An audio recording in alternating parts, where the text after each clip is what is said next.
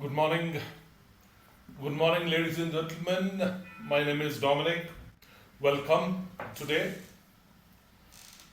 we are starting a very new initiative in NFE.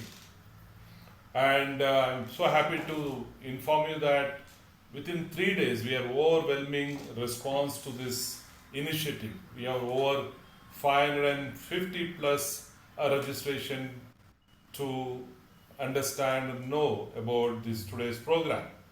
And most of us, our members, are joined today.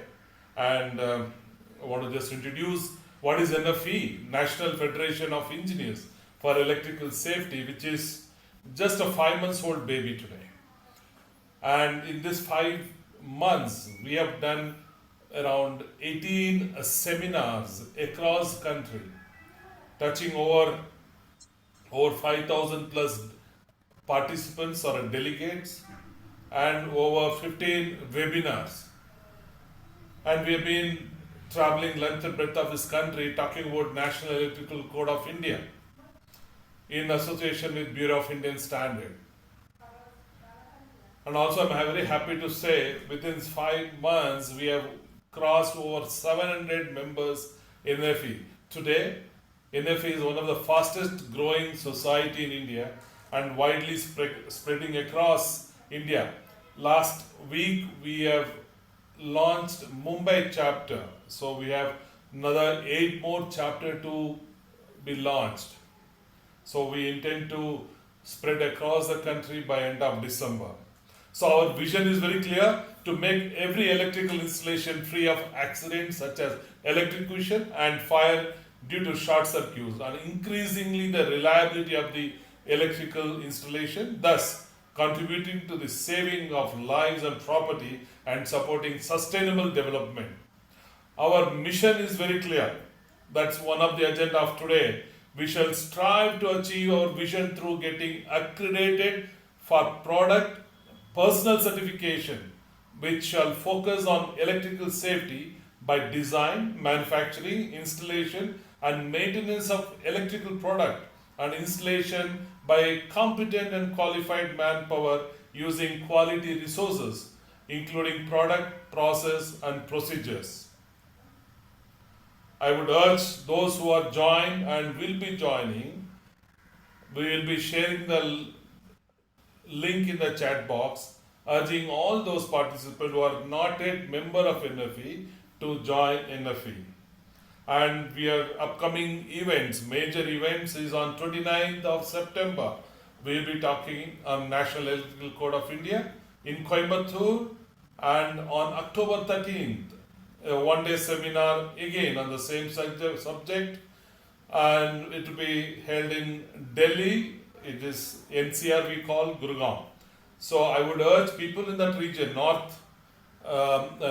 northern part of India, those who are not attended our previous, please take this advantage and join us for the seminar, with the physical seminar in Gurgaon.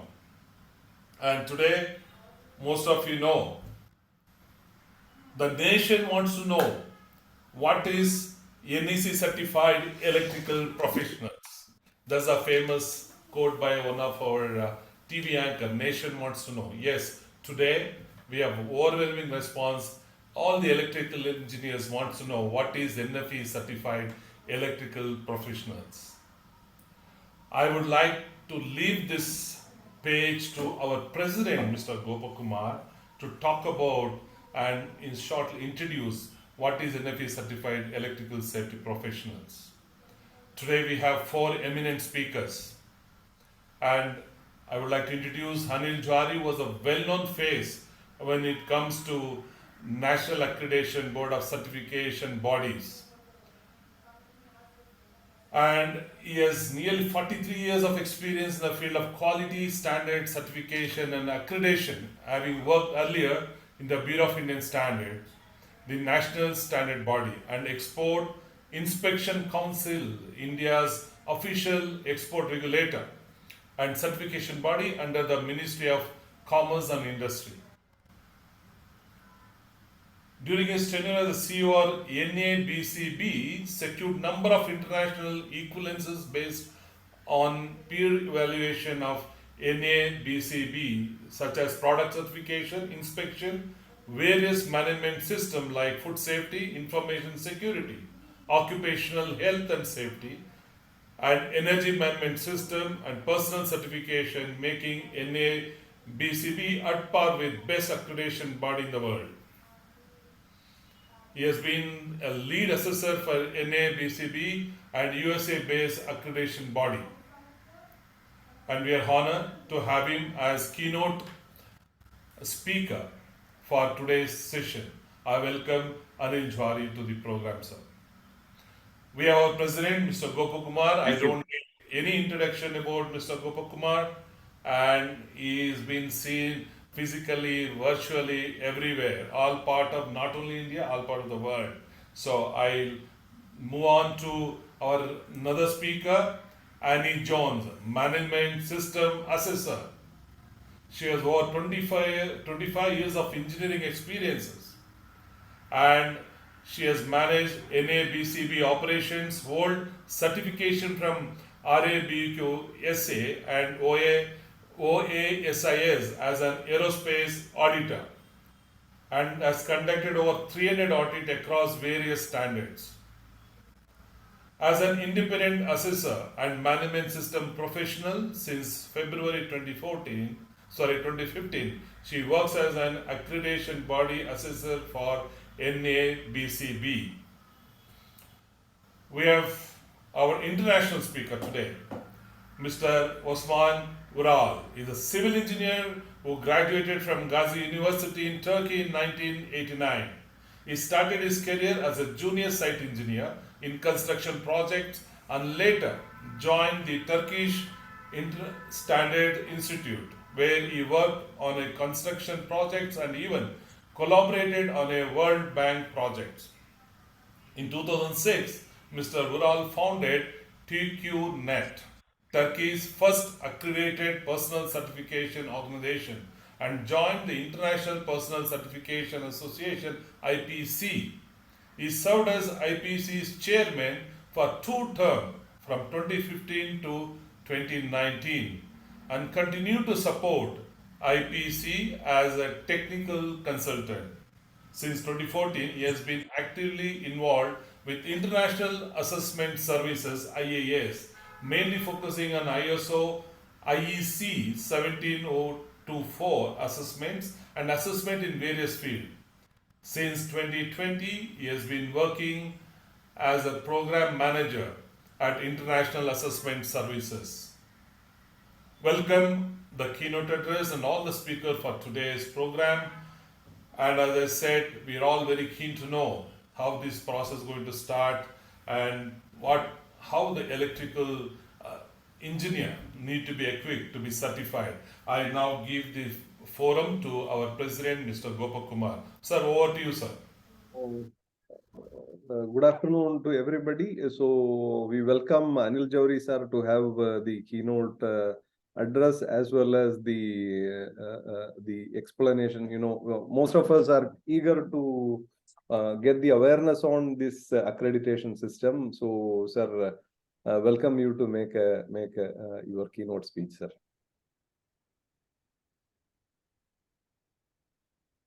Good afternoon, everybody. Thank you, Dominic. Thank you, Gopakumar. I am mighty pleased to be here to be speaking on this occasion of, publicly unveiling a draft scheme on certifying electrical safety professionals, which we have been quietly working on for last, I think, 6 months or so. I think I got to know Gopakumar about a year back. I'm working on a scheme for fire safety inspections, which will be announced on 5th of October. And there I felt the need for an electrical safety professional because many of the fire incidents are taking place with old friends in BIS. And I was told that the best person to talk to is Gopakumar. And that's how I got across to Gopakumar, and that's how we know each other for about last 1 year.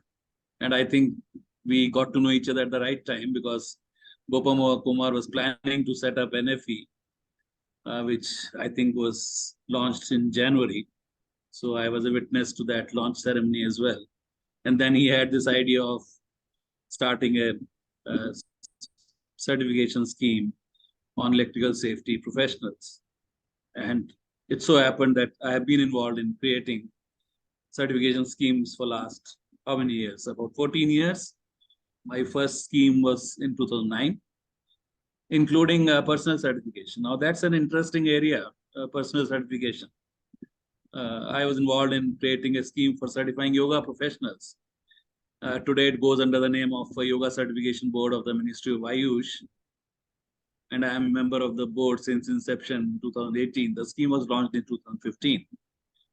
And then I was involved in creating a scheme for certifying traditional healers. You might surprise you. Healers who use local knowledge of medicinal plants to treat people who are not professional doctors. There is a scheme in place under Quality Council of India. And then there was a scheme for certifying good clinical practice professionals. We heard a lot about clinical trials during the COVID times. And as per the law, people who are involved in clinical trials supposed to have knowledge of good clinical practice. So there is a scheme for that as well under an organization called THSTI in Department of Biotechnology. So what is this personal or person certification? Actually, internationally, it's called certification of persons.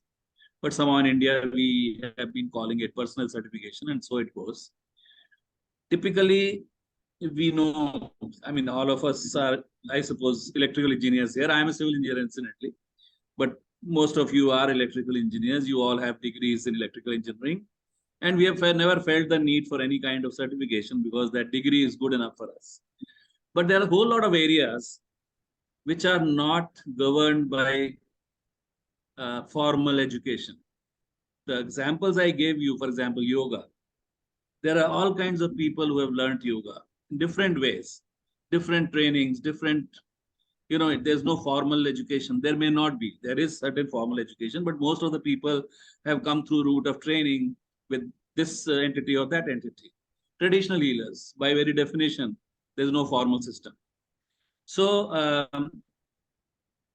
there is this system of certifying people. It may sound interesting, sound weird also to some people. How do we certify people? But there is a system of certifying competence. It relies on defining the knowledge and skills. Defining the knowledge and skills which is required to do a particular job. Now, as electrical engineers or as a civil engineer, we don't need any certification because our degrees are good enough.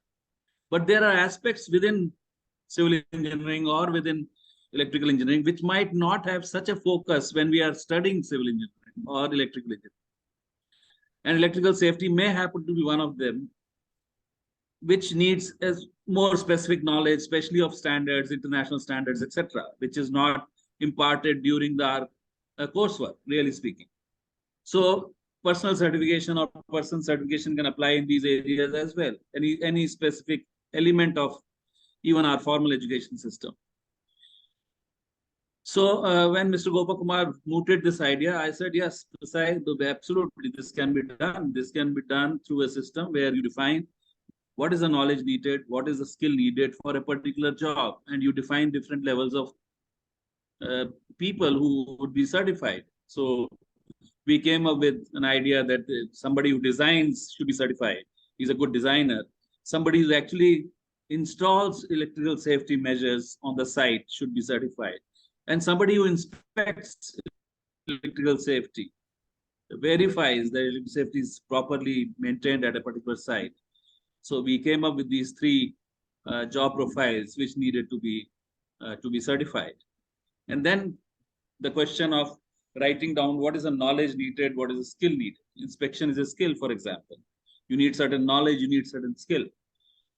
So the question of writing down the knowledge and skill by experts in electrical area, electrical safety area, not people like me who are experts on 1724 or are experts on certification or accreditation, who may not be domain experts. How do you think I could be involved in, creating a scheme for yoga certification? Fortunately, you can't see me on physically today, but if you have a look at it, you will realize I am far removed from doing yoga. But I did that. Or traditional healer, how could I be involved? That is because some of us have the knowledge, like Annie here also, and I believe Usman also, who comes from IAS.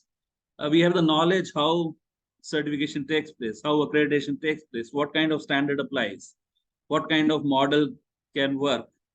So that knowledge we bring to domain experts like electrical safety here or yoga or traditional healer, etc., and try and bring up a solution. So this is a system where you define the knowledge and skills, and then you define how to evaluate the knowledge and skills. That could be a simple written test. That could be an interview. That could be a practical demonstration of your, competence. That could be on-the-job demonstration of your competence, actually doing an inspection.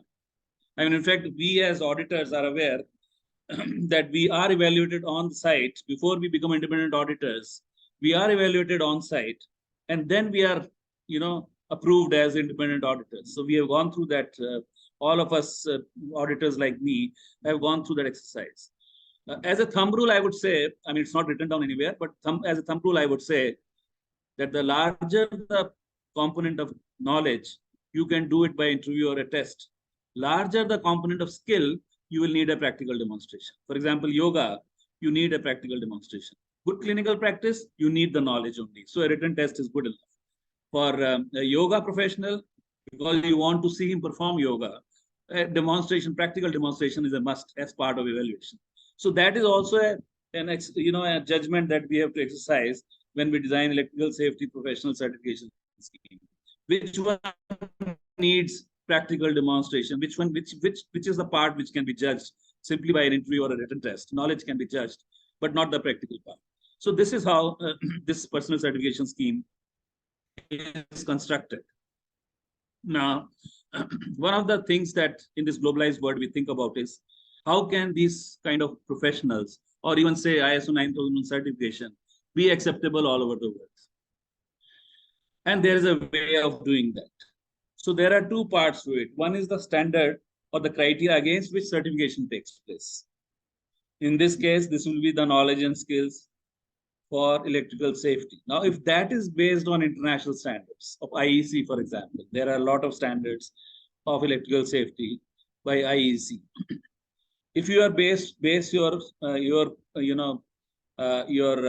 criteria on international standards. On the other hand, the evaluation method also should be acceptable globally. So we know that these are the interview, written test, practical demonstration are the methods. But the body which certifies in standards, and that's where a standard like ISO 17024 comes into play, which is for bodies who certify persons, which means in short, personal certification bodies, as we call them here. That certification body has to operate as per certain principle. It has to be impartial. One of the cornerstones of certification is impartiality. It's third-party certification. It's a certification by an independent party. It has to be competent, because if you are assessing yoga professionals, you have to have competence in yoga. If you are going to assess electrical safety professionals, you have to have competence in electrical safety. And it has to apply a consistent process. If we are going to evaluate candidate after candidate, even a single body, if it evaluates candidate after candidate, it conducts exam 1 month later, then 2 months later, and 3 months later. It has to be consistently of the same quality. It cannot be one day, a very simple exam, everybody can clear it, and second time when the exam is so difficult that nobody is able to clear. So there has to be certain consistency and the uniformity of the process, of the certification process, how you will evaluate, how the process will take place. So these three things are the actually cornerstone of what is called accreditation: impartiality, competence, and uniformity of the process. Now, these certification bodies would need an accreditation to testify that they are competent, they are impartial, and they follow a uniform process. And worldwide, there is a system of accreditation in introduction, the National Accreditation Board for Certification Bodies. which accredits all kinds of certification bodies, product certification bodies, process certification bodies like organic or good agricultural practices, uh, management system certification bodies like ISO 9001, ISO 14001, ISO 45001, and personal certification bodies. There is something called greenhouse gases. We are talking about ESG. All this will be, all these will come under validation and verification, which is ISO 17029. So, and NABCB also does inspection. IAS is a counterpart of NABCB in US. US has a multi-accreditation body system. There are private accreditation bodies, a number of them. Whereas India has largely followed, not by law, but by history, largely followed a system where we have a single national accreditation body as of now. But tomorrow there may be, in case of laboratory, we had NABL for a long, long time. But in last 1 year, 2 more accreditation bodies acquired international equivalents called Quality and Accreditation Institute and FDAS, Federation for Development of Accreditation Services. So India has also become a multi-AB country for the time being, as far as lab accreditation is concerned. But when it goes to personal certification or certification, we are still having a single accreditation body. But our borders have been free from day one. Therefore, NABCB from day one has been in a way in competition with foreign accreditation bodies who are also operating here. And they are free to operate. There's no restriction at all in India for any certification body to be, or accreditation body to be operating here. So that's how the scheme would be structured. Now you can see the wonderful part of the system is that you have a standard for certification. Say, let's say, more easily understood, ISO 9001 on one hand. And then you have a process of certification, which is also evaluated. Certification body is there. Certification body is accredited by accreditation body. Accreditation body is part of a regional system. The regional system is part of an international system under what is called International Accreditation Forum.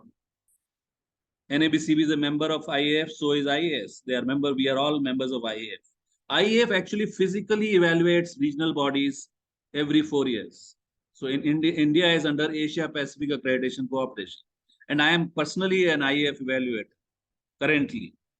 And I have been involved in evaluation of regions. Currently, I am evaluating international accreditation, Inter-American Accreditation Cooperation, which is both Americas put together. Europe also has a regional body called European Accreditation Cooperation. So every 4 years, IAF evaluates the regional bodies. The regional bodies every 4 years evaluate the accreditation bodies, individual accreditation bodies. So NABCB undergoes an evaluation every 4 years. IAS undergoes an evaluation every 4 years. And the accreditation bodies in turn evaluate the certification bodies, and that is usually annual. So we are having certification bodies in India who are accredited by NABCB or accredited, even IAS is present in India, accredited by IAS, and they must be getting evaluated every year. One component of that evaluation also is not only going to the office of a certification body, but actually going with them to their audits, actually observing their audits. In case of personal certification, it would be actually observing how they examine people. So actually observing a test being conducted, actually observing an interview being conducted to see that it is done properly. So that's how the system is. In fact, jokingly in our word, we say that in God we trust, rest all have to show evidence. So every level is evaluated. Now, the wonderful part of this system is that once the standard is international, the standard for certification, that is, for example, ISO 9001, and the process is also internationally laid down, evaluated, under evaluation, then that product or process or organization can become internationally acceptable. Now, please remember, this is a voluntary system. This is not a system which has been set up by law. This is not a system set up by the governments. This is a voluntary system. IAF is a voluntary organization. NABCB is also a voluntary organization. We operate in a voluntary market. But governments have recognized this system in free trade agreements, for example. If you read through my biodata, you would have seen that I've been involved in trade negotiations, especially with the US. Why was that? Because when we are talking of product access, we want to export products to US wants to export products to India. The standard has to be common. Say it's an electric iron, the same standard applies. And then the process of evaluating or testing also has to be common. And if that both are international, that product can move from one country to another. That is a secret how in EU the products move around, or in ASEAN the products move around. So it has a huge value. Now apply the same to personal certification. If the basic standard against which you are being evaluated is based on international standards like electrical safety, which is internationally prescribed, the standards will be the same. And the process is also, it is done by bodies which are evaluated to an international standard ISO 17024. So in future, this could become, a mobility will be facilitated. As a professional certified in India could be accepted in another country. Now, please remember, sometimes this is by law, which is called licensing. Sometimes people are licensed. We have licensed contractors. We may have licensed many other professions which are licensed, which are by law. Or we may have voluntary systems. In India, we have, as it appears, licensed contractors. So you can apply this system even in licensing. You can recognize the certified professionals as equivalent to what a licensing needs. So these systems can facilitate mobility of professionals across borders in future. We should keep that in mind. So that's how this system is structured. It's a very, very wonderful system, I would say. As I said, I have been involved in creating 15 or 16 schemes. And I believe this is one very good way of facilitating mobility of products as well as of people across borders. Now, when you start a new scheme, when we started yoga certification, there's no certification body in the market which was certifying yoga professionals because the system did not exist. Same thing happens with every new scheme that comes in. So when we come up with the electrical safety professional scheme, initially what we will find is that there is a certification body. Now, NFE had a choice. NFE has a choice. It can be a certification body by itself. It can go to NFECB or go to IS and get accredited. Or it has a choice to create a system whereby it owns the system. What we call in international terms, it's called scheme owner. NFE has chosen, after much debate that we had in internal discussions, to be a scheme owner. So you are the scheme owner. NFE is the scheme owner. It will lay down the standard for certification or the criteria for certification for different levels like designer, installer, or verifier. It will also lay down the process of certification, how these people will be evaluated, at what frequency, for how long will the certification be, 3 years, 5 years, 10 years, what is the period of certification, how frequently they will be re-evaluated, because in personal certification, we also believe that you have to maintain your competence. It's not one time, like if I have got a degree in engineering, forever I'm an engineer. But it doesn't happen so in personal certification.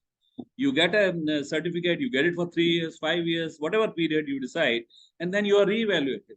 Are you still competent? Have you maintained your competence? Have you practiced your craft? You may not practice it at all. You may go out of competence. You may not be up to date. You may have, God forbid, a physical accident kind of illness which might prevent you from performing your job. So there is a recertification process. There is a surveillance process. So when the new scheme comes in, you need a new certification body. So there is a system of what is called a provisional approval. You just check the competence of the body and approve it provisionally till it gets accredited to ISO 17024. You give them some time to get accredited, because in accreditation, you need to show, demonstrate clients. You don't have clients until you certify some, until you become part of the scheme. So provisional approval system is a very essential part of a new scheme, so that provisionally you can get some bodies into the system. They start certifying, and then they are able to go to the accreditation body and show that compliance to international standard. They can be witnessed, they can have clients, they can show evaluation, etc. So that's how this system will be structured. As I can see, people are beginning to ask questions in your chat box, and they're asking, can I get certified after this? Not after this webinar, certainly. So this is the first webinar. This is just telling you we are coming up with a scheme. I'm sure Gopakumar and Annie will tell you more about the scheme. But yes, the idea is that you should get certified. So please hold on, have patience. This is the first day. This is the first public announcement of this system. Please have patience. Yes, we are coming out with a system. This is public. This is also part of international best practice, that you go public and invite public comments.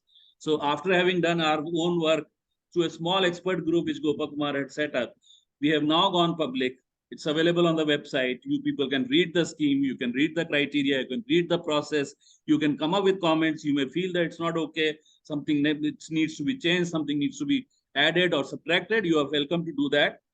The public consultation is an essential part. It's an international best practice for creating any standard or any scheme. Gopakumar is a veteran in standard setting. He has been in BIS, he has been in IAC, he knows the process. So please hold on. Please have some patience. In next couple of months, this process will be completed. We will announce the scheme. Then there will be some certification bodies in place. Then you can go for certification, apply to them and get certified. And then we'll be on absolutely. So with these remarks, I would like to close here and leave the floor now for the actual, demonstration of the scheme, how it has been developed, what it contains. Over to you, Mr. Gopakumar. Thank you very much, and all the best for this endeavor. I'm truly excited and truly thankful to you that you have invited me to be part of this system. I'm happy to be part of the system, and I'm sure this will, given the kind of registrations you've done, received, and the kind of participation that you have right now, I can see more than 200 people here. Well, I'm sure that this will be a huge success, something that is needed in India, given that electrical safety is pretty neglected area. We know that how many, especially in hospitals, we have seen in India in recent times, a lot of accidents have happened fire accidents have happened in the hospitals. And most of them have been due to electrical safety issues. So it will be a huge plus for India to have a scheme like this in place. Thank you very much and all the best. Thank you. Thank you very much, sir. Thanks for all your support. Our scheme is, it's all because of your advice. Without your advice, I'm sure, it will be very difficult for us to handle. I will just introduce a small about the need of this kind of a certification and about the criteria to become a certified person.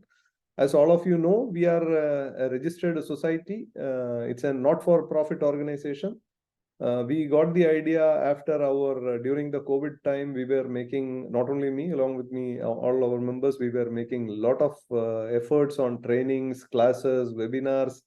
Then somebody asked the idea, why don't you make an organized system? So that was the beginning where we started thinking about NFE.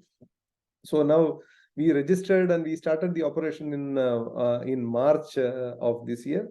So why this kind of a scheme is necessary for India? As Anil sir told, the number of accidents, electrical related accidents in India, it is much on a higher side. For example, every year I am going to at least 6 to 7 times I am going out of India for visiting meeting some of the IEC meetings, and wherever I go, I'm just trying to find out the kind of system followed in those countries and the number of accidents happening in those countries. Unfortunately, the figures are too much for us. If we look at a global average, maybe the fire accidents 4 to 5 times more than other countries. For example, the Mumbai Fire Brigade says about 80% of the fire accidents in buildings in Mumbai are due to electricity. But if we look at some of the developed nations, the number of fire accidents due to electricity is something about 10%. So we have much more to add. Similarly, in 2016, the Japanese delegation who has presented the study report in Central Electricity Authority, this report is also available in the CEA website. It says the number of accidents in India or death due to electrocution in India, approximately 723 people out of 100 million population per year. We stand the toppest, and in comparison, you can see the other countries. The number of death is quite less due to electrocution, and we have the largest. This is actually an alarming situation. All of you are aware that, or most of you are aware that recently the CEA has published the Regulation 2023, the CEA measures relating to safety and electric supply regulations 2023. In those regulations, a lot of new improvements or new safety measures are being included, which is taking the subject to further heights. Now, the same safety study, for example, there is a survey and the report says approximately our safety situation. The survey report you can see here, India 16%, the reliability of our electrical installation out of G20 nations is the least. So this was one of the reason we started NFE. That is the reason we put the name as National Federation of Engineers for Electrical Safety, because we were very specific in making the name electrical safety, because our aim is to make safe Bharat. We have 4 divisions. The first one is training. Most of you know it very well. We were conducting a lot of training programs across India, even before NFE, but after NFE, it has become in an organized way. The upcoming programs are 29th of this month in Coimbatore, 13th of next month in Gurugram. So a lot of programs, also some kind of, not public programs for specific industry. For example, today morning, almost 4 hours, I was with the petrochemical industry explaining about the NEC. So now we have the second division, which is products division. Here we are trying to improve the quality of the products and make the products equal to the international level, which is actually a very important subject which we need to take up, because sometime due to poor quality accidents are happening, poor product quality accidents are happening. The third one is quality and accreditation, which we are going to talk now. Then the standards and regulation. We actively started participating in several of the BIS standards group.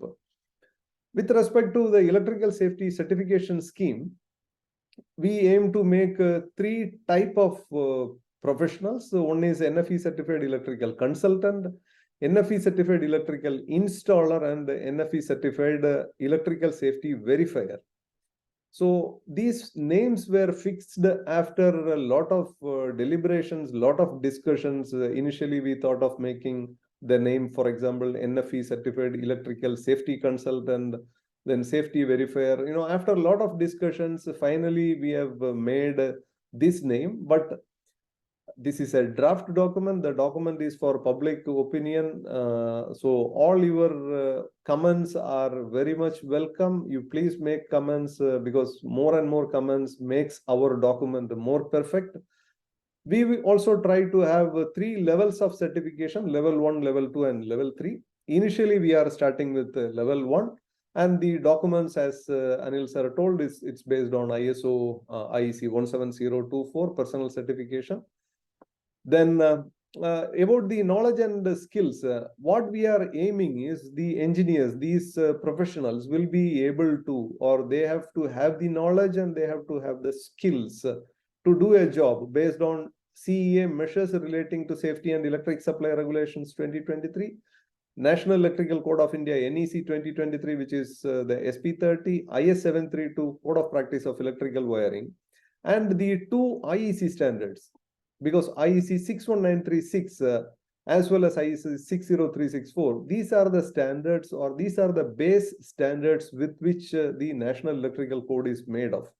So basically, a person who is skilled in our scheme, he also will have good knowledge about, or he is also equipped or skilled to do a job based on IEC 60364, which is accepted globally all over the world.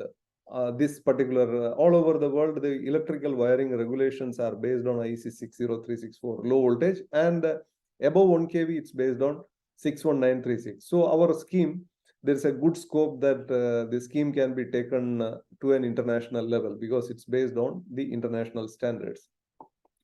Now the first post, NFE certified electrical consultant, here what we should understand is in India, electrical design is a subject which is not a statutory subject. It's not a legal requirement to have an electrical designer for a building or for a project. So this is actually often a challenge. At the moment, the quality of people or the quality of professionals working in this field, there is no control. There are highly calibered, highly qualified people in the doing this particular job. Also, there are unskilled people also doing this job, which creates an unbalanced situation.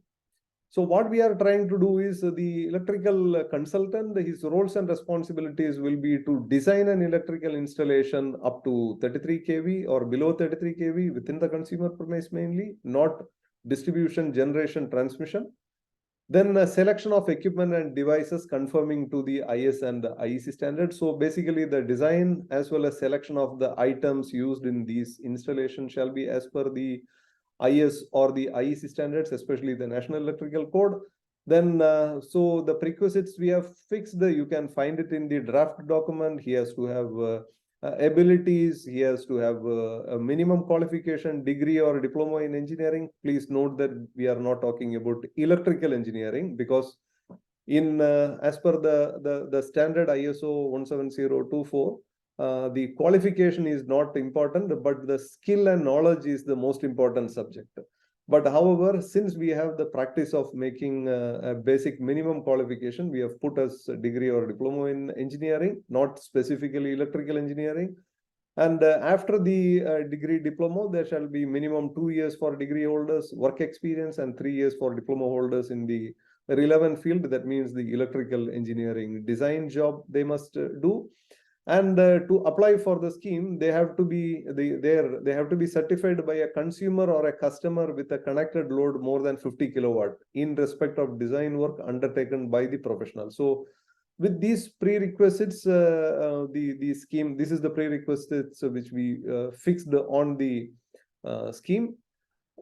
Now, after that, there will be the checking of knowledge and skills, which is based on some kind of written examinations or some kind of, checking the drawings which is made, and those things comes into picture.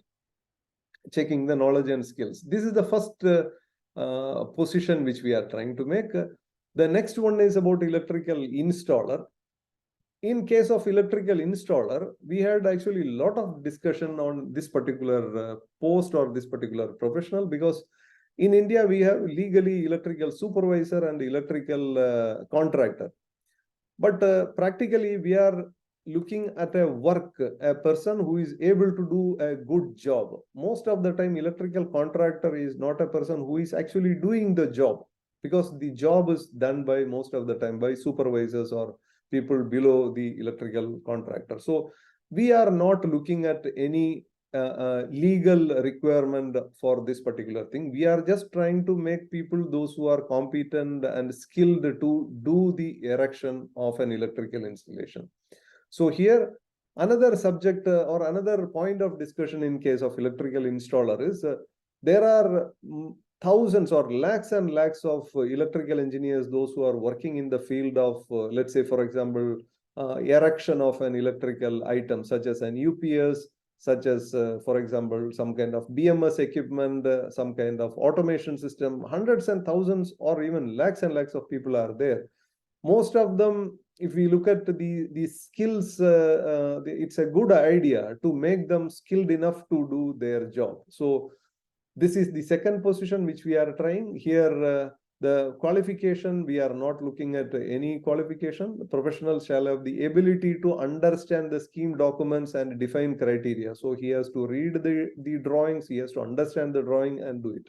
Why? Because, for example, the electrical contractors, some of the state governments have electrical contractors should have a certain degree, certain qualification, and certain minimum experience. Whereas some of the state governments in India, the basic qualification is not defined. You don't need to be qualified to become a contractor, because it is based on the certification is based on the contractor license is given based on his experience and based on his basic minimum requirements. So we are not talking in this case about qualification, but his skills and knowledge is much more important for us.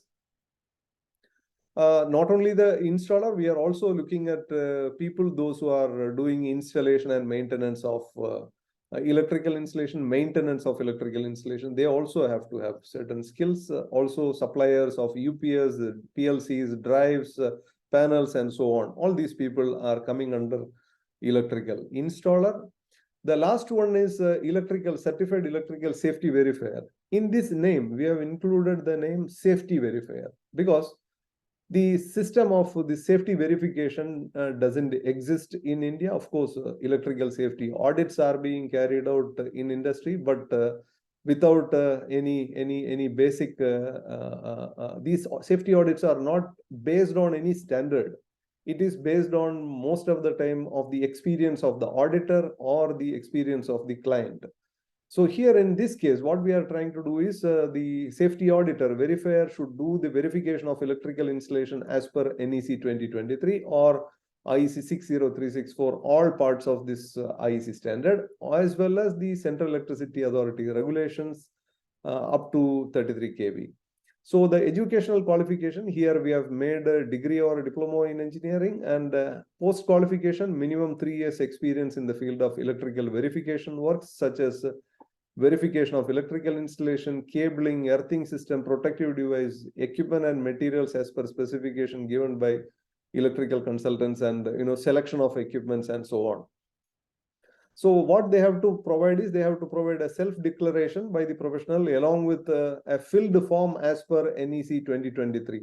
See, for example, the verifier, he has to do the verification and there is a format for recording given in the part 1 section 17 of NEC. So he has to fill the format. So, to fill the format, he has to be skilled to do the job. So that is included. So he has to make one trial job and he has to submit it along with as a prerequisite. Then his knowledge and skills are also tested or checked by within the scheme. So we have published the scheme documents in all our social media pages such as Facebook, LinkedIn, YouTube, as well as we put it in our website Vidyut Suraksha. Unfortunately, we could not put it in NFE website because there is some banking system upgradation going on. Very soon we will be putting it in NFE website also. So this is all about the scheme. Now I would like to invite Madam Annie to explain about the certification process. Madam, can you share the screen or shall I? Yes, if you can please help me with sharing the screen. Thank you. Yes, I see that it is up. Yes. Good evening to all. In continuation with Mr. Gopakumar's discussion, what he has covered is the competence criteria that would be expected in the scheme for those 3 categories of professionals. So we have seen that we have a consultant, we have an installer, and we have a safety verifier. As per this international standard of ISO 1724, for the certification process so that it would be internationally accepted once that it gets accredited, certification bodies start implementing this process. As per this process, the established document, again, available for public comments. And briefly, I think touched by Mr. Anil Johri, the certification process is to establish that the personnel are certified by a very systematic, objectively established competence. And here the certificates would be valid for 5 years and subject to conduct of surveillance that is conducted once in 3 years in this 5-year period. All right. So the scope, as briefly touched previously, is for the 3 professional categories: for design and selection, for the consultant, for the electrical safety erection personnel would be called electrical installers, and for verification, that is, they'll be called safety verifiers. And the whole scheme is proposed as per ISO 17/24 requirement. NFE is going to be the scheme owner. Just reiterating, as a scheme owner, they have designed the requirements for the scheme and the competence criteria and the evaluation process to be followed by bodies. Here we call the personal certification bodies, who will conduct this activity of evaluation and establishing the competence. All right. The certification process is going to be, it's not complicated, it's quite simple. Here the applicants are expected to applied through a form that will be made publicly available through their website. NFE would use their website to upload these scheme documents. So any applicant can review, read the scheme documents. It will be accessible across the country so that there is no apprehension or interpretation issues. The format would be available on the website so that any applicant with the expectations would understand what is the need for the registration process. Here, this scheme document, certification process document, will show what are the registration process and how the body accepting these applicants should process an application. Within 7 days, it's expected that any personal certification body responds to an applicant, tell them the acceptance or any cases of rejection, what are the reasons for it. So the whole process of application is defined in this process under clause 3.1.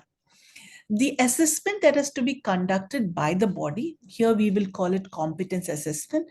The process and methodology is also defined and documented. The assessment is expected to be objective and very systematically conducted. And therefore, there should be no ambiguity for an assessment that is conducted this week or this month, or in this branch or another branch across the country and across all bodies who are now getting accredited for the scheme should apply this process systematically and objectively, and therefore complying to ISO 17024 requirement. The methodology of assessment that will be followed would have an examination process. The examination process would be a combination of written exam, demonstration, and oral interview, so as to cover both knowledge and skills requirement defined for all the three categories. The next slide talks about the setting of test papers. Now, as we said, there has to be very systematic way of evaluation so that the established processes gives confidence that the personal certified meets the criteria. So the written examination, it is here proposed that the initial set of question papers would be initiated by the scheme owner and provided to the certification body who are going to be authorized by the scheme owner. And it will be expected that from this set of the question banks, so the standard of questions will be set up by the scheme owner. From the set of these question papers, the certification bodies ensures that our examination process is well conducted. Again, here, skills will be assessed by panel, could be either on-site or through practical demonstration by the candidate, overseen by invigilators and evaluators. The assessment process, here it is very briefly described in this slide, is to be followed by the certification body. How they should conduct an assessment, the centers they use, the invigilators that are used, the examination papers that are distributed, the method of collecting, scoring is described in the assessment process to be followed by a certification body. After the assessment is conducted, the evaluation of this knowledge and skills is again established so that a personal body needs to have competent people to ensure that the demonstration of the establishing of this examination process, the evaluation of the papers, the interviews that are conducted in a manner that is prescribed by the scheme owner in the certification process. It will be generally expected that a 3-member team is used for evaluating papers and for the conduct of interviews. The demonstration for each 3 levels is also described in detail so that their actual skills are seen and evaluated before they are certified. Having stated this, any system, as we said in an ISO system, which is internationally accepted, the decision making After a complete evaluation is done by an independent personnel who will oversee, review, who has not been involved in the assessment process, who will re-verify the whole assessment process, the results of the examination, and ensure that all evidences are made available and established that this personnel who's getting certified has met the prerequisites, has met the knowledge and skills before being certified. There is no provision of conditional grant of certification, or after the end of 5 years when it applies for recertification, there is no provision for any conditional grants. All criteria have to be met, evidence made available before any personnel can be certified. In this scheme, it is highly expected that all information is maintained on a website. Database is maintained of both certified personnel, applicants, both by the personal certification body and made available to the scheme owner. Any certificate that is issued by the certification body, the validity of certificate would begin only after the date of decision making, after the decision has been granted. Every certificate would be valid for 5 years, subject to the conduct of surveillance in between period, the 3 years, which is defined in this process. The details of a certificate that is issued to any certified professional meets the 1724 requirements, which says very clearly that the subject matter, the content of the certificate, the logos to be used are defined and has to be met by the certificate that is received by a certified personnel. Surveillance, the requirement of surveillance and recertification is described in this document. Surveillance shall be conducted in the 3rd year of the certification cycle, so that the validity of 5 years is maintained.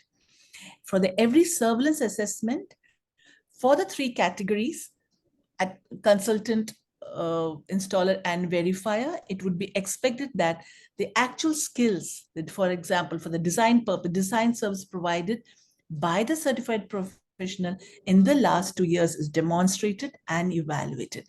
A broad requirement of surveillance is given in this certification process.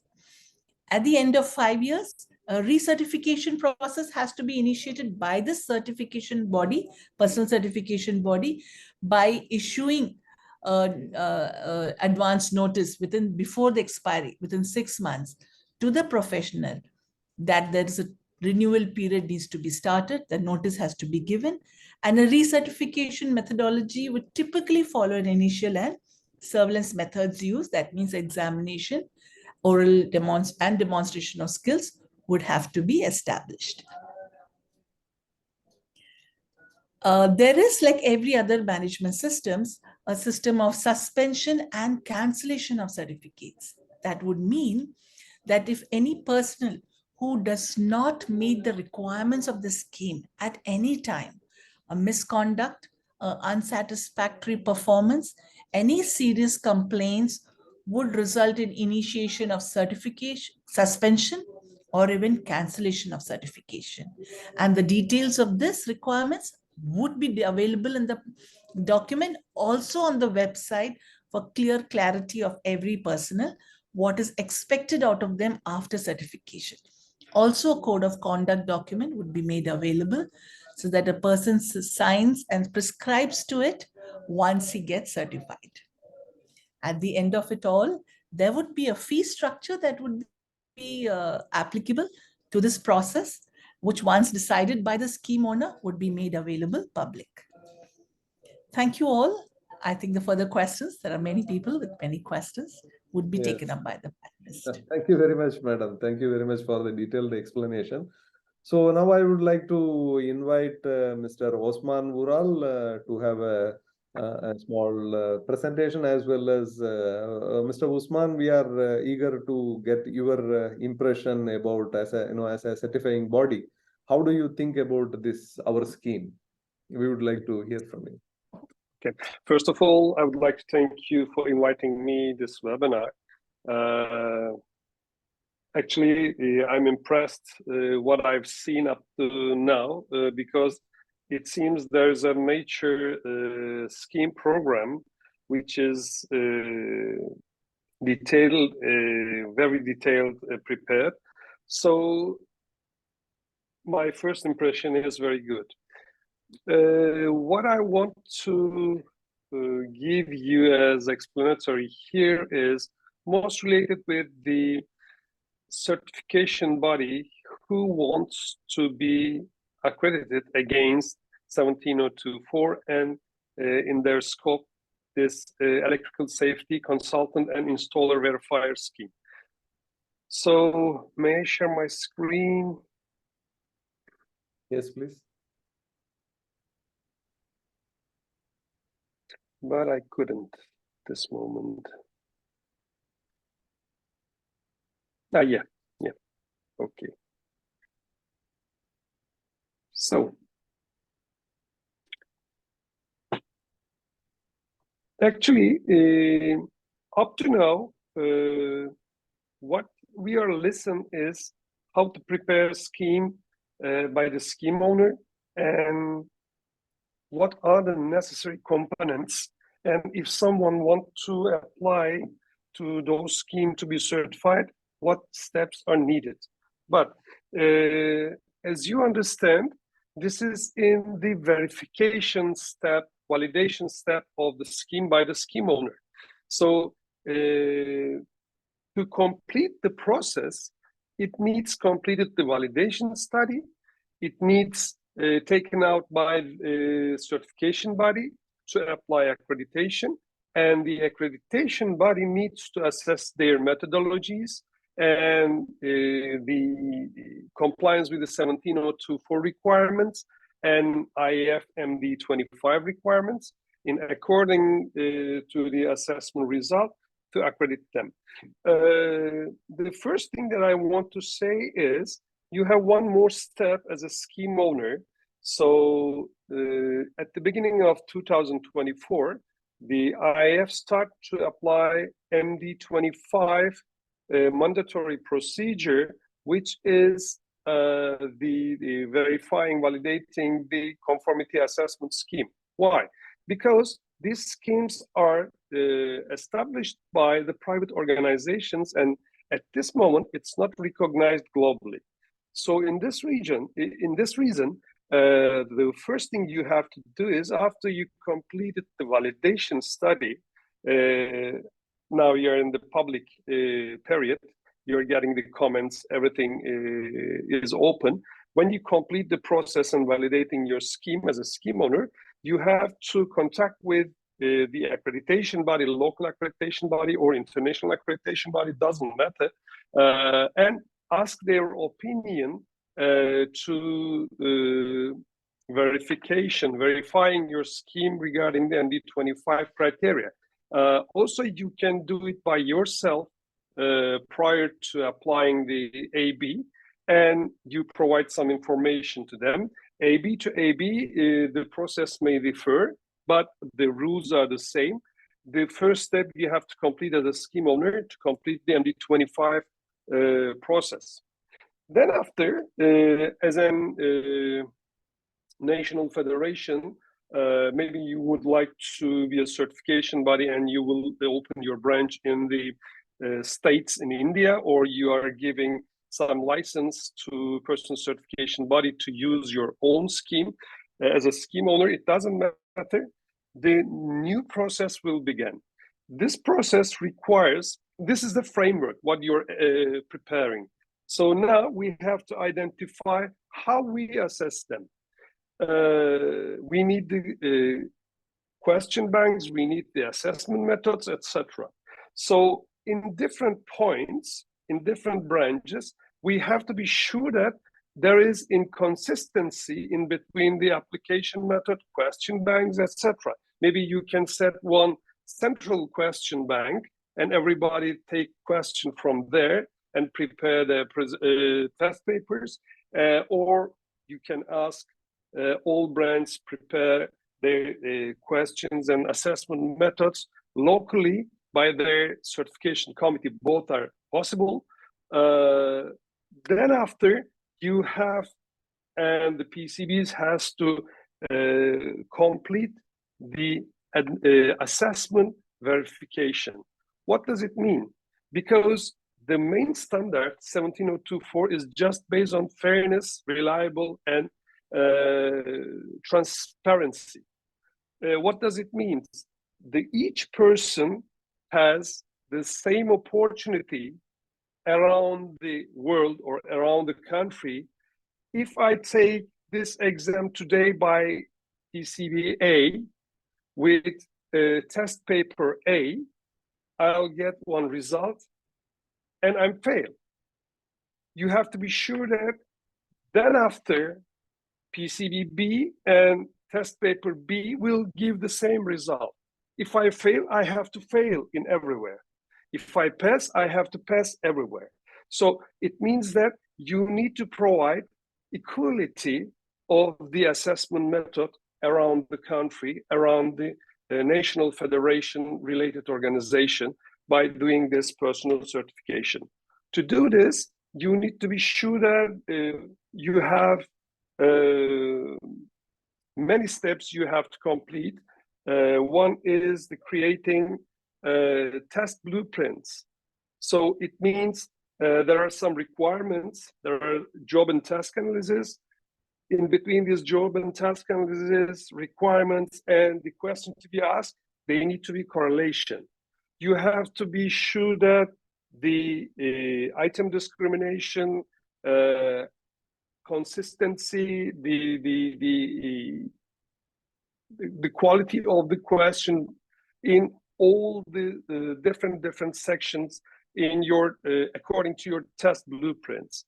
Then after you need to complete your application to ABs, and the AB has to do some on-site check, evaluation, assessment to understand your process, your validation, and your test methods are in line with all the requirements. Then after, you will be accredited.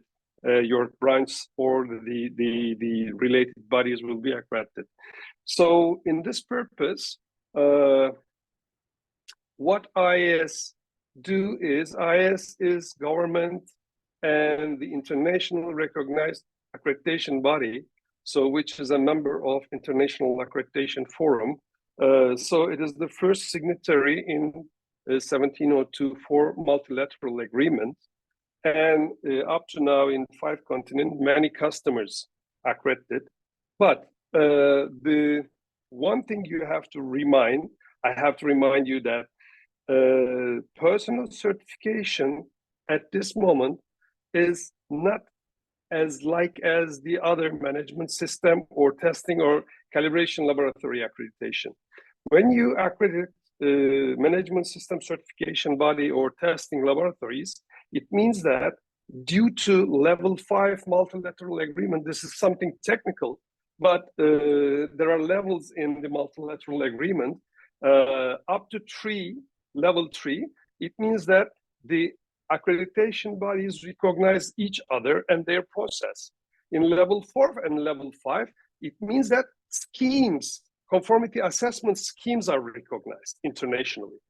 At this moment, personal certification only has one international recognized scheme, which is owned by International Personal Certification, IPC, for the assessors.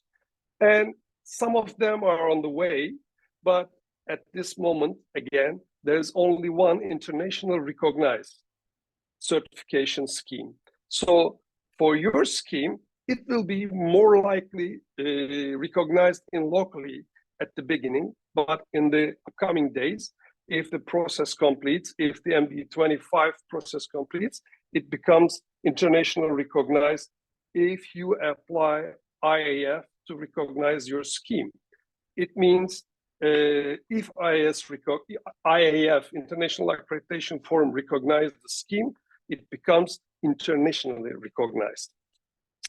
In this moment, IAS can provide conformity assessment body for accreditation. And at the end of this accreditation, your scheme and your personal certification program become nationally recognized, or we don't say nationally. If you want to apply it in United States and it's accredited by United States, or if you apply in United Kingdom and it's accredited by UK, also it's recognized. But what I'm trying to say is there is no automatic process to recognition internationally for now, maybe in the future. So if government recognize at this moment, it is enough to do this certification. So you're part of India as a federation and you're following the international regulations. And I'm sure in your member is contacting with the government. So I believe that government, after accreditation, government will recognize your scheme and accept in the national level. What would I say as a last word to about IAS? IAS, United States-based accreditation body based in California, Brea. It is a non-profit organization and the subsidiary of International Code Council. It is also a non-profit organization, membership association.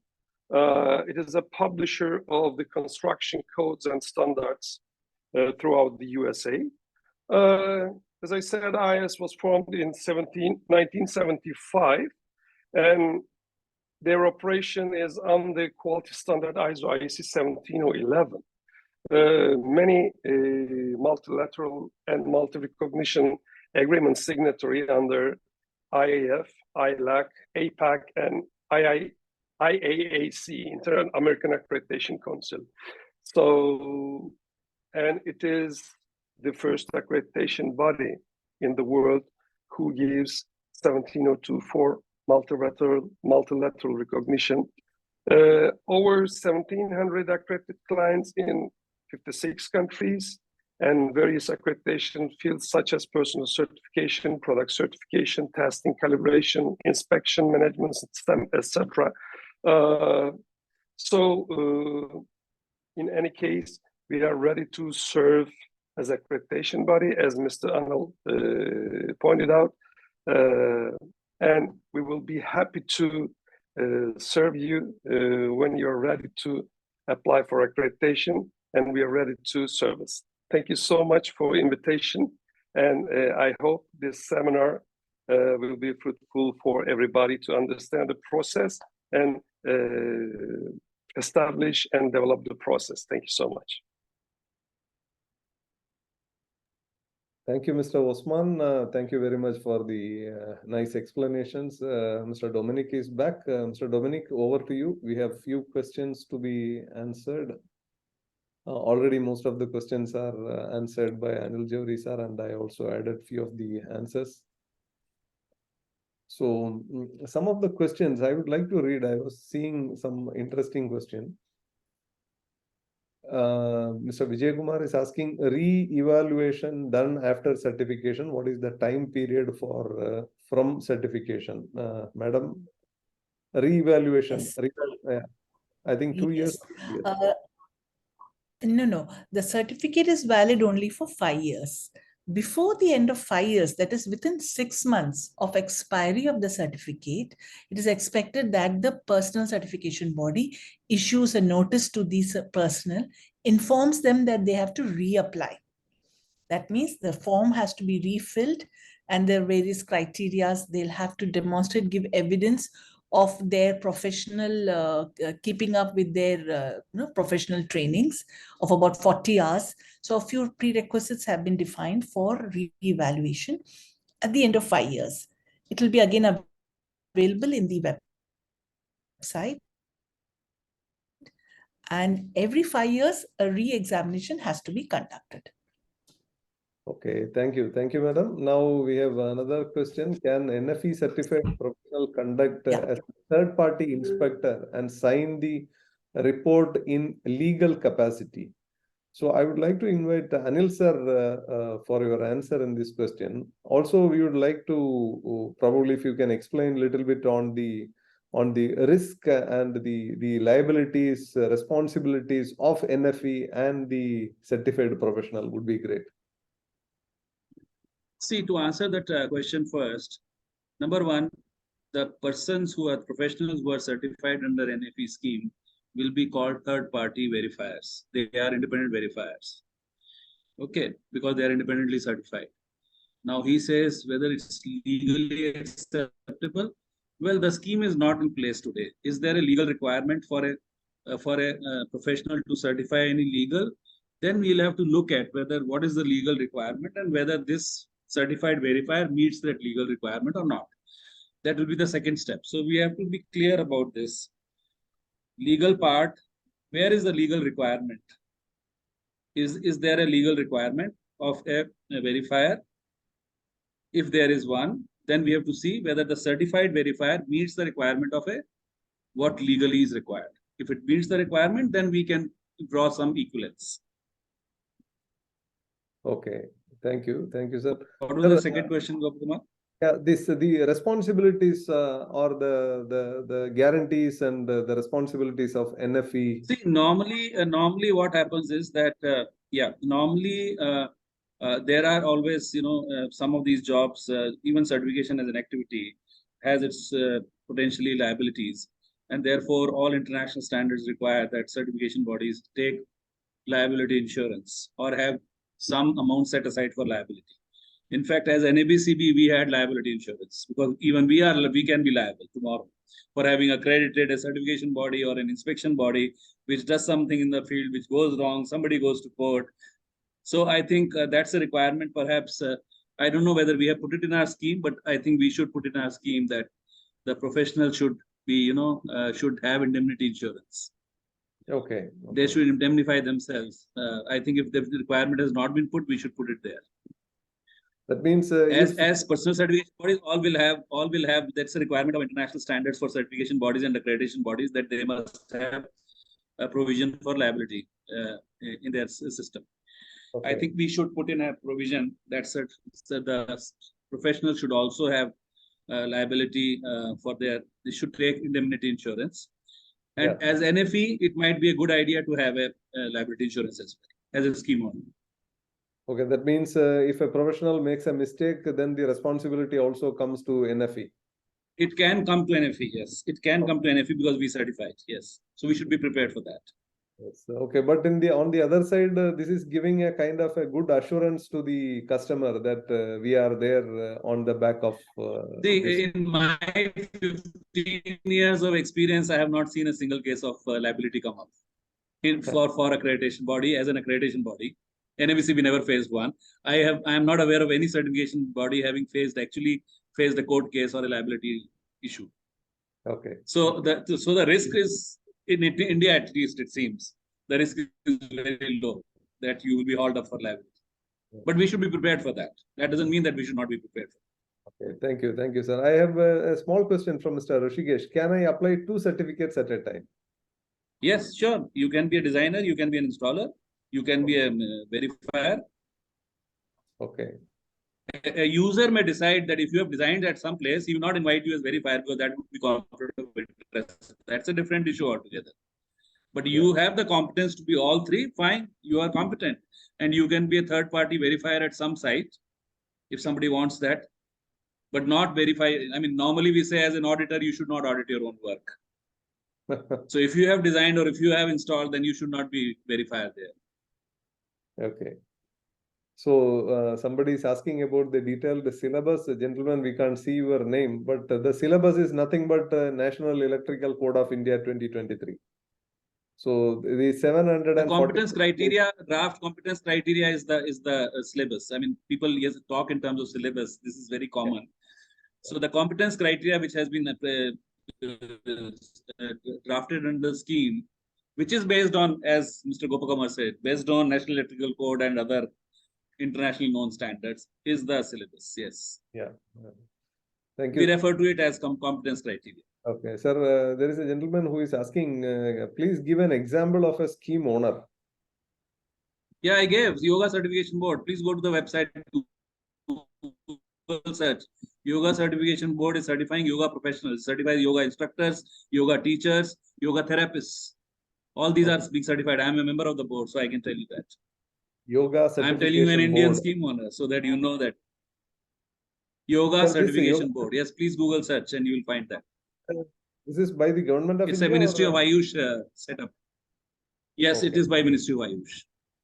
Okay. So we have some technical questions. Earthing consultant, the certification related to electrical earthing will be covered in this. I think this is some kind of technical question. So somebody is asking about whether the certificate is equal to the electrical supervisor license of the electrical inspectorate. Gentlemen, that is also not there. We are not trying to connect our scheme or our professionals with any of the government system. This will be, as we explained, this is a voluntary system. We are only trying to improve the skill and knowledge of people. So that finally an user, a person who need the service will get a high quality service from these professionals. Then somebody is asking about, is CSE, Chartered Electrical Safety Engineer, mentioned in regulation and safety verifier from NFE is the same? No, absolutely no. These two are different. The Chartered Electrical Safety Engineer is mentioned in the regulation 6 is mainly verifying a little bit about the some of the regulation requirements, whereas we are completely trying to make based on the standards. Of course, we will also cover the regulation. So it will be an added advantage, or it's like it adds to the CESE.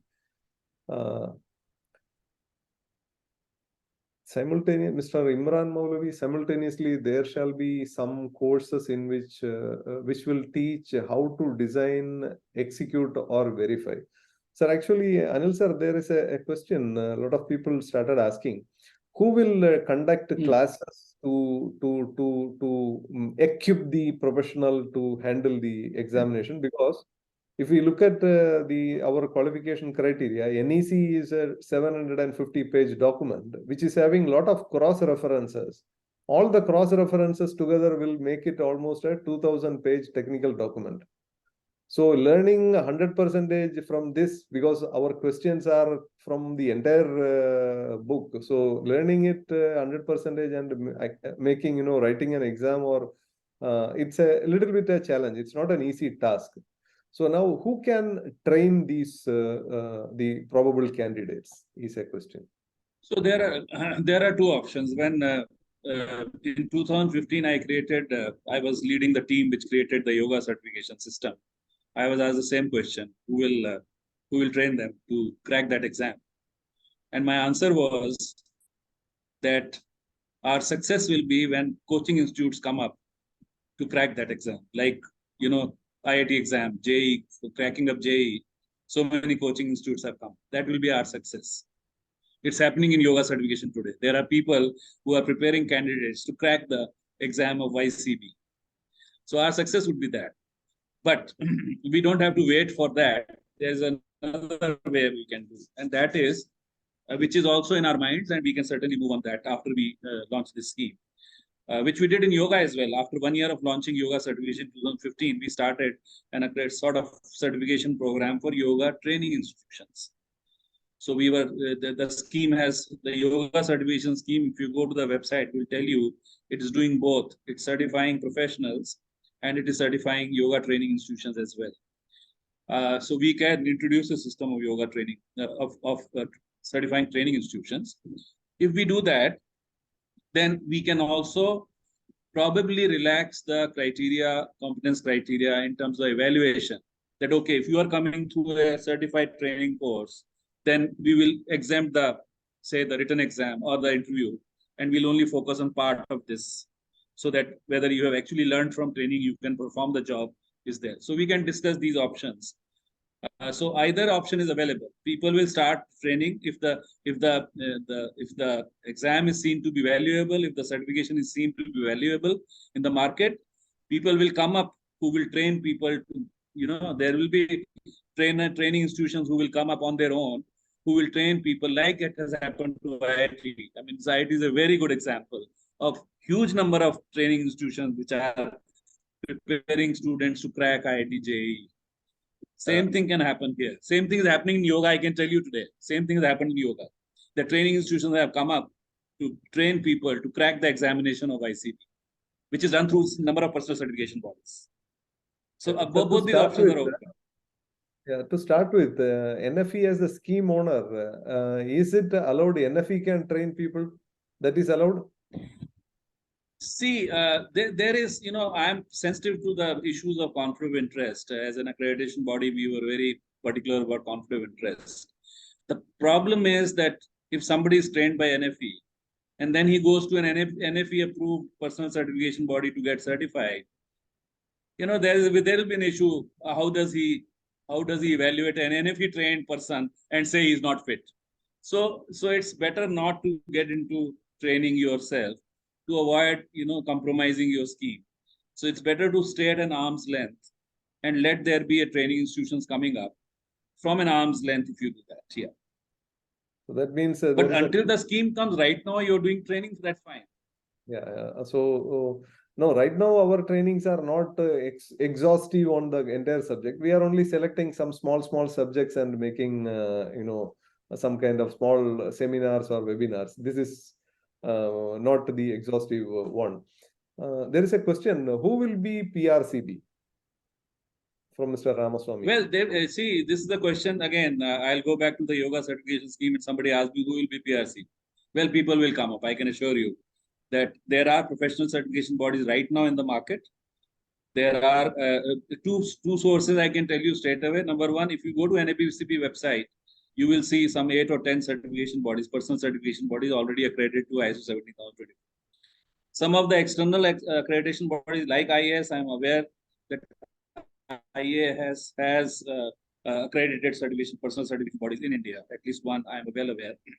So, so that is one source. Second, there is a whole lot of sector skill councils under Ministry of Skill Development, and they have some expression called assessment bodies in various sectors. There may not be electrical safety right now because there is no scheme for electrical safety, but those assessment bodies know how to evaluate individuals, because they are doing the same thing. They are not called personal certification bodies, they are called assessment bodies. So there are a number of bodies in the market today who are actually doing what is called personal certification. And these are the two sources that I told you. A third source I can tell you. Universities are very good at, conducting exams. You know that. We have all been through. Universities can be a potentially personal certification body. In areas where they don't teach, there's no conflict because they don't teach that subject. But they can be personal certification body. One good example is we got 2 universities. We have a scheme in Quality Council of India where I was earlier. A scheme for, I spoke about it, the traditional healers. There are 2 universities which are actually acting as personal certification body. Northeast Christian University in Nagaland and Transdisciplinary University in Bangalore. And university certification brings its own kind of value that university has certified. So that is third potential source that some universities might get interested in this. Okay. We can explore that idea. I had some discussion with some of the universities in Bangalore and Chennai. Few of them are very much interested. The universities who we can guide them on how to become a personal certification. Yeah. You can, if you want, we can do a short session with them. Yeah. A physical session even. I am prepared to come down wherever you want. We can do a physical session with universities to explain to them how they can be personal certification. Okay. Mr. Osman, you would like to add any points for the information of the participants? Actually, as an AB, our role is not related with participants, but if there is any specific question regarding accreditation process, I'm happy to answer. Otherwise, nothing more. Okay, thank you very much. So mostly we have answered. So I have a question for Osman. Yes, please. Osman, how many personal certification bodies do you have in India who are accredited by IAS? If I'm not wrong, 5. Mostly for NDT. Yeah, NDT field. So Gopakumar, these 5 certification bodies which are accredited by IAS are potentially some of them may be interested in this business. Yeah, I'm sure IS can help you connect with them. sure, Okay. sure, definitely. As scheme owners, we need to connect with potential personal certification bodies. Thank you, Usman. Thank you, Mr. Anil. Thank you, Mr. Osman. Thank you.